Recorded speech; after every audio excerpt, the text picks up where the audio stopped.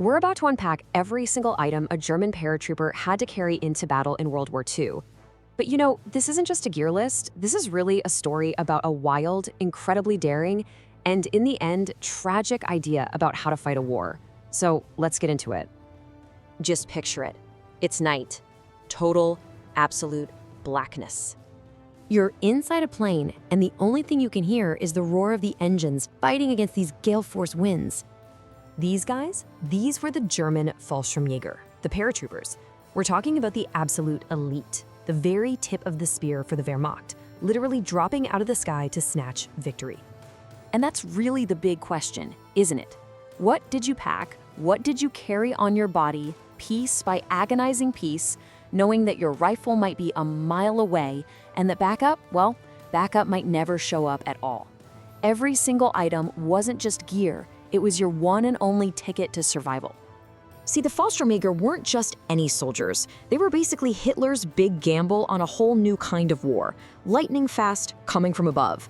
But that meant you needed a very special kind of soldier, one who was forged in an unbelievably tough process. The selection process was, as you can probably guess, just absolutely brutal. I mean, being in superb physical shape, that was just the price of admission. The real thing they were looking for, as you can see here, was unwavering psychological stability. Why? Because the one thing drilled into their heads over and over was simple and honestly terrifying. Once you hit the ground, you are completely on your own. And that whole idea that you'd be alone, that you had this unique mission, it shaped every single piece of gear they had. Everything was engineered specifically for the fall, starting with probably the most iconic piece of equipment they wore. This comparison really says it all. On the right, you've got the standard infantry Stahlhelm, the helmet built for trench warfare. But the M38 paratrooper helmet on the left, it's a whole different animal. Look, there's no protruding visor, the rim is way smaller, and that was all done for one reason, to keep the parachute lines from snagging. And that heavy padding inside, yeah, it could stop shrapnel, but it was really there to absorb the shock of a rough landing and literally to save a soldier's neck. So over their regular uniform, they'd wear this loose jump smock. Again, the idea was just to create a smooth surface so nothing could get caught up in the lines. The rest of their kit was pretty minimal. Yi straps for their gear, a canteen, a bread bag. But check out that last point, no infantry-style backpack. That's a huge deal. Every single gram mattered, and anything that wasn't absolutely critical for the first few seconds of a fight was just left behind.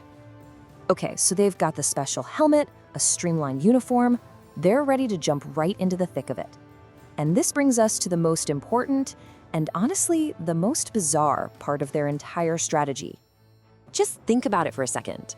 This is an elite shock trooper, the best of the best. What's the main weapon you're going to give him to jump into enemy territory with? The answer, none. That was it. An elite German paratrooper dropping into a storm of bullets, armed with a pistol and a couple of hand grenades. It sounds completely insane, but believe it or not, there was a reason for it. A fatal reason, as it turned out. And here is the German solution to that problem: the container system. The thinking went like this. Carrying a long rifle or a big machine gun during a jump is just too risky. It could snag on the lines, it could cause a bad landing, it could get you killed before you even hit the ground. So what did they do? They dropped all the heavy weapons separately in these big containers.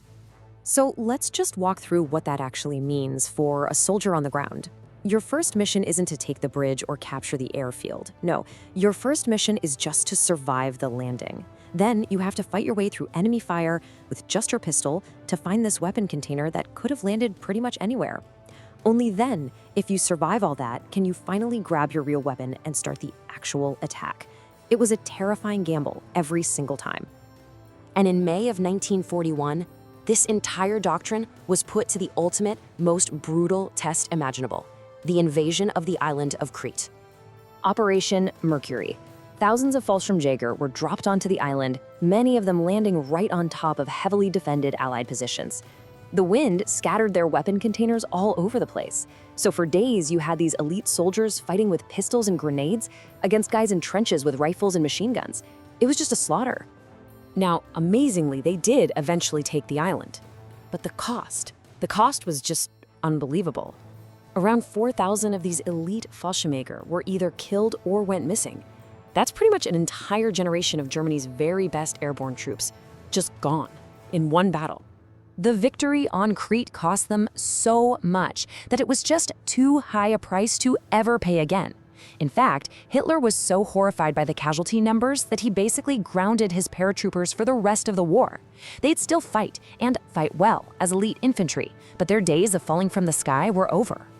So, when we look back at this loadout, this collection of gear, what does it really tell us?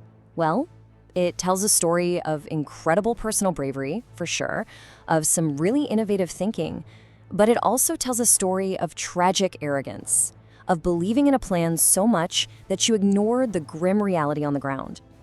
In the end, the real burden that the Fallschirmjäger carried wasn't just the weight of their helmet, or their smock, or their pistol. It was the weight of a flawed strategy that they had to carry on their shoulders all the way to the ground.